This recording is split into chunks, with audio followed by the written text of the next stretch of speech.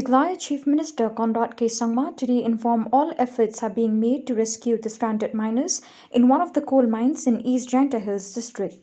Informing the media, the Chief Minister said the district administration along with the National Disaster Response Force are involving in the rescue operation and regretted that despite all our efforts, they are yet to rescue the miners.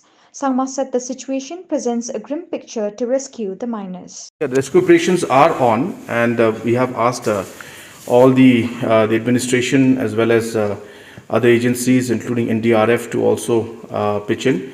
But the conditions are very difficult out there. So they are trying their best, but we have not come out with any positive results as of now.